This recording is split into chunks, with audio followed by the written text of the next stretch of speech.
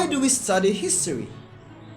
Well, we study history because it helps us understand and grapple with complex questions and dilemmas by examining how the past has shaped the global, local, and national relationships between people and society. Good day, everyone! I am Kristian Floyd Villarubia, and together with my colleagues, Bengil, Vincent Iglesias, James Vincent Chavez, and Johannels Baguio, we are going to present a video clip on a given chapter from the book Unraveling the Past, Readings from the Philippines History. This serves as our final exam in History 101. So sit back, relax, and enjoy our show.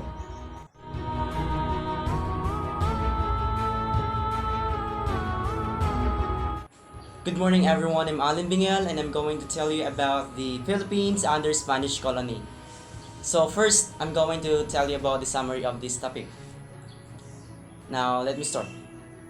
The European exploration and expansion was driven by the search for the access of Oriental trade. The religious mission of spreading Christianity and was made possible by the technological advances in navigation. So, kung atong una-unaon sa unang panahon, ang mga ninuno is nagbahag pa, while ang mga Espanyoles na sila mga boat, na sila mga nice nga mga klase nga masinina, mao nga advance sila og mga butang in technological advances as well as sila mga navigation mong nakasakop sila sa bang lugar. The next, the Spaniards had three main aims in taking over the Philippine Islands, namely the expansion of trade. Second is the conversion of natives to Catholicism, and lastly, the extension of territories ruled by the King of Spain.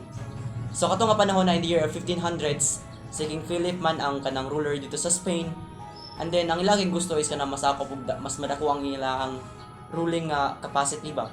Maong nisakop sila sa Pilipinas. Then usasad sa reason nga nisakop sila sa Pilipinas is that madako ang ilang kanang trade, mas madako ang ilang kanang mag-gain gani nga profit. And the last and ang sunod is the conversion of natives to Catholicism. So amo ginatong usa sa kanang nakuha gikan sa mga Espanyol ang pagpahimong Christianity, mahimong kiyan makatoliko. Then the subjugation of the native population mainly in lowlands and coastal areas of Luzon and Visayas was affected through a combination of local alliances, military intrusions, and religious persuasion. So kay na may ubang Pinoy nga ni, like for example atong ni kontra ni Lapu-Lapu, na may mga Pinoy nga ni kauban sad sa mga Espanyol para makuha ang ilang objectives ba, makuha ilang gold sa Pilipinas. Maong naay mga local alliances na naay mga ni kontra against pod sa Pilipino to Filipino. In the year 1571, Manila became the center of Spanish colonial power in the Philippines, strategically located in the heart of the economically productive and thickly populated Tagalog and Kapampangan regions in Luzon. The city grew become the paramount city of the archipelago. Sa atong sa pagkabalo nato is diri sa Cebu jud na ako na region sa Cebu na kanang dili kayo kasulod ang mga Espanyol ba, that's why ni-proceed to sila sa Manila. Instead nga ang Cebu mo mahimong capital region of the Philippines, ang Manila siya mo natawag nga capital region of the Philippines, og dito nagsugod ang panguhan sa mga Espanyol. And that was in 1571. And that was the Philippines under the Spanish colony. General Legazpi, what seems best for the service of God, our Lord and ourselves, and with the least possible cost to our estate, and therefore, I order you by virtue of your commission to make the said discoveries by sea, and you shall dispatch 2 ships. Your Majesty, for the discovery of the western islands towards the Moluccos, you must order them to do this according to the instructions sent you, and you shall stipulate that they try to bring some spice in order to make this say of the traffic, and that, after fulfilling your orders, they shall return to the Nueva España, which they must do so that it may be known western to return voyage is assured.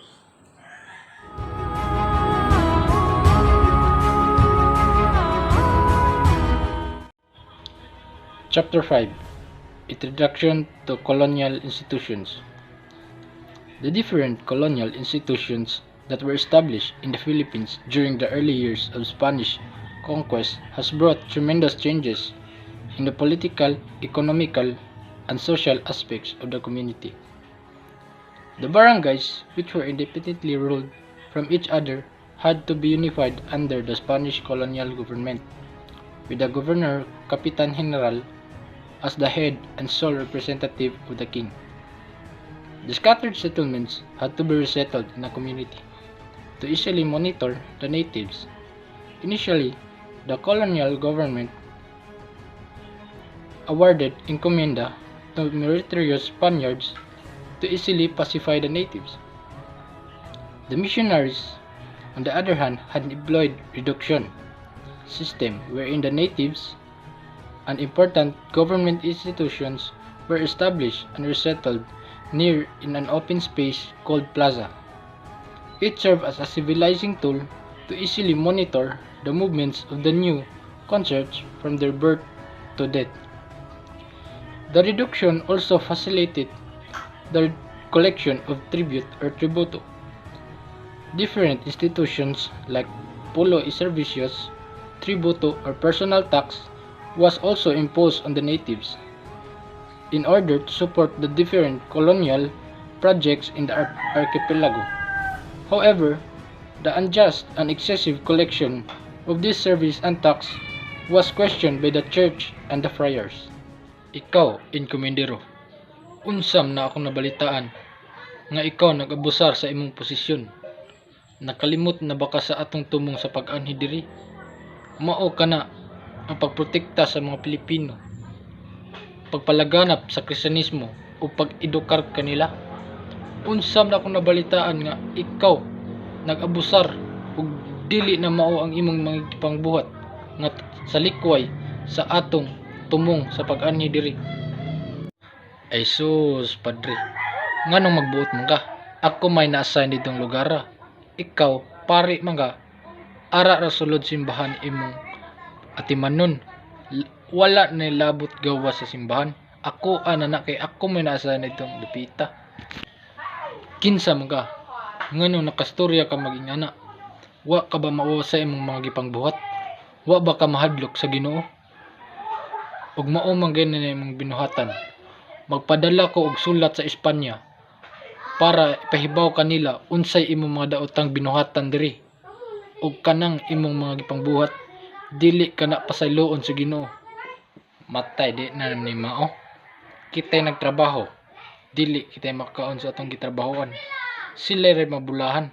Unsam ni pamaagiha? Dili ni angay padayonon. Dapat mulaban ta.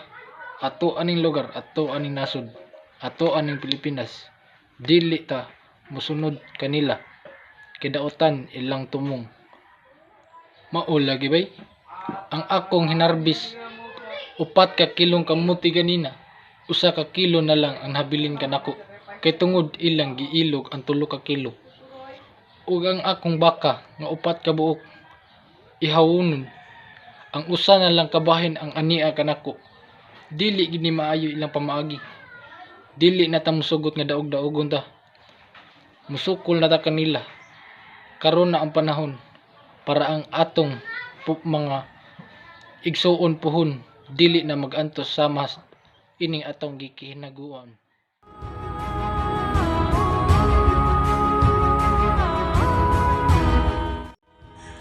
Early Filipino revolts. Early in the colonization of the Philippines by Spain, Filipinos responded to the colonial master through revolts.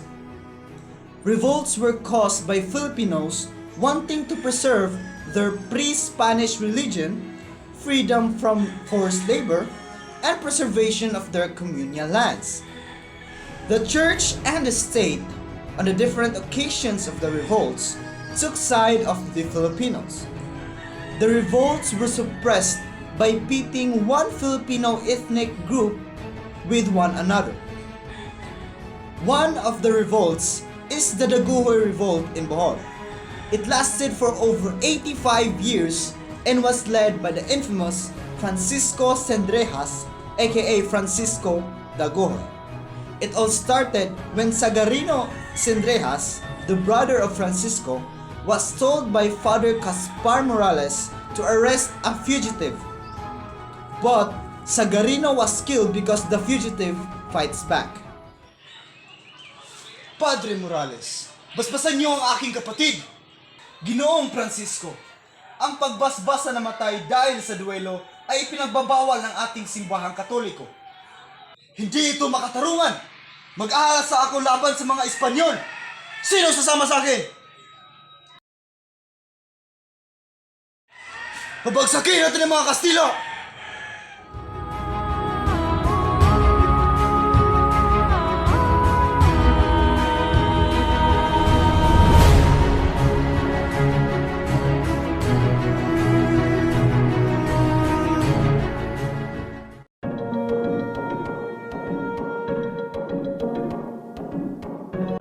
The Philippine Revolution, led by Katipunan in 1986 against Spain, which had colonized the Philippines since 1565. After over 3 centuries of Spanish colonial rule characterized by an enlightened government, outright exploitation of the Indios, suppression of the mestizos and the peninsulares, belated and half-hearted attempts at the reform, the Filipinos began to question the Spanish rule.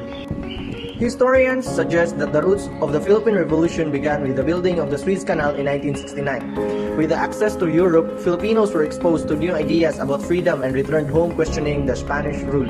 In 1872, there was a small revolt in the Cavite province which launched the revolutionary cause. 20 years after the 1872 revolt, the Filipino nationalists began to organize secretly. The kataas-taasang kagalang-galangang katipunan ng mga anak ng bayan, otherwise known as Katipunan, was a secret revolutionary society founded by Filipino nationalists in 1892, whose primary aim was to gain independence from Spain through revolution. The Katipunan was initiated by Filipino patriots Andres Bonifacio, Teodoro Plata, Ladislao Diwa, and the others on the night of July 7 when Filipino writer Jose Rizal was to be banished to Dapitan. The Katipunan's existence was revealed to the Spanish authorities after a member named Teodoro Patino confessed the Katipunan's illegal activities. The Philippine Revolution exploded on August 23, 1896, located in the outskirts of Manila. There are assembled on that day 30,000 members of Katipunan, led by its founder Andres Bonifacio, and they tore up their cedulas as a symbol of their determination to take up the arms against Spain. In the event, commemorated as the Cry of Pugad Lawin. The revolution spread from Manila and Cavite to Laguna, Batangas, Bulacan, Pampanga, Tarlac, and Nueva Ecija, represented as the 8th race in the Philippines flag. After being in Barcelona, Rizal was ordered by General Eulogio Dispohul that he would be shipped back to Manila via the transport ship Colon. On the board vessel, Rizal was told that the Madrid newspapers were full of stories about the revolution in the Philippines and were blaming him for it. The Colon reached Manila on November 3, 1896, and Rizal was then quietly transferred to Fort Santiago. The preliminary investigation began on November 20 with the Colonel Francisco Olive as the judge advocate. The information of charges was formally read to Rizal in his prison cell. He was being accused of being principal organizer and the living soul of the Filipino insurrection, the founder of the societies, periodicals, and books dedicated to the fermenting and propagating ideas of rebellion. Rizal raised no objections to these charges. However, he pleaded not guilty to the crime of rebellion.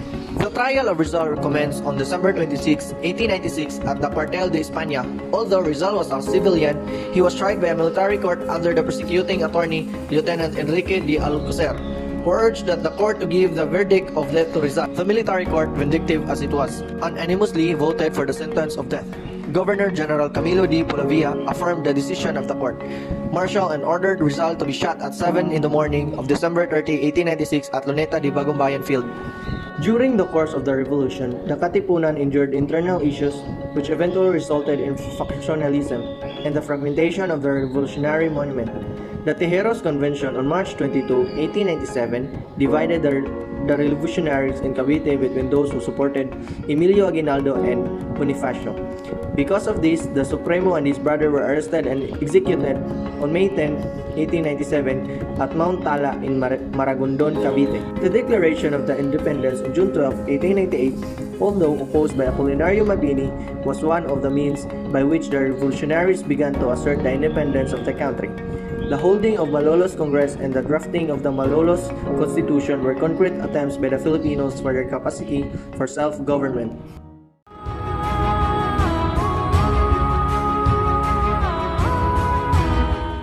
So, good day everyone. Today I will be talking about the conclusion of chapter 4. The Philippines became a Spanish colony and Europe saw an age of exploration and expansion. So, Philippines became a Spanish colony due to economic motive and scientific technological progress. The Spanish too was on a quest to explore unknown and distant land to spread the Christian faith. So, in the port of Malacca, an important Southeast Asian entrepot was captured by Portuguese in 1511. And the first one was Christopher Columbus also convinced the Spanish crown that he has reached the east and explored the American continent. Ferdinand tried to do the opposite by sailing to the west side and found themselves in an island that they called Las Filipinas by Spanish voyagers, and the population were called pueblos or towns. Magellan then proceeded to the port of Cebu where they met its ruler, Raha Humabon, and was able to convince the king to make him a vassal. But Magellan came to conflict with two chiefs of Mactan, Zola and Lapu-Lapu, which eventually led to battle. The remaining members of the expedition tried to make their way back to Spain with a little ship named Victoria, commanded by Sebastian del Cano.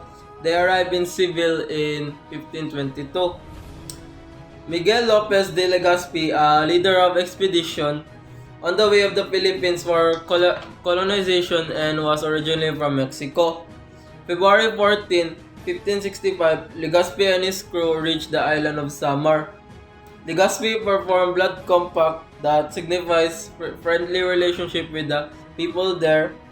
Then he became the first ever Spanish Governor General in the Philippines. And in April 27, 1565, Legazpi arrived in the land of Cebu and established their settlement, which they called Nobre de Jesus. So that will be the conclusion. My king, I, Columbus, has reached the east side and have reached the American continent. Really, sailor, have you really reached the American continent? Too, my king. Want to explore the other side which Columbus have explored? I will go to the west side. Captain, after days of voyage, I have found an island which our fellow countrymen called Las Filipinas. Okay, soldier, part of the nearest dock. My king, I came from the country Spanish and I would like to become a vassal of yours. And I would spread the religion of Christianity all around Cebu. Ako si Raha. Isagaw kailan mo. Sige, imo lang sa tikag basal. Boss, di na pwede boss. Kalitra mo na siya nabot rin nga mo magbasal. Di mi, tutol mo na kami nilang kwan. Nilang lapu-lapo. Basta ako, tutol ko anay, kalitra ko anay. Ikaw, di na magsilbiyo. At tunis na tugira. Kamo dyan pili dyan mo may gobot de resibo. Sige, tugira ka. Lapu-lapo! Magellan! My God! We can't do this. We need to retreat. I, Sebastian, will retreat to our ship Victoria. I, Miguel de Legazpi, has reached the islands of Samar. Ruler, I have not come here to invade your country. I came here to make peace and friendly relationships. Odong, naari ka diri para maging peace. Sige, wala problema. Di ta makig-away niyo mga Spanyol. In behalf of the peace, I would like to perform a blood compact with you, ruler, sir. Sige dong, wala problema.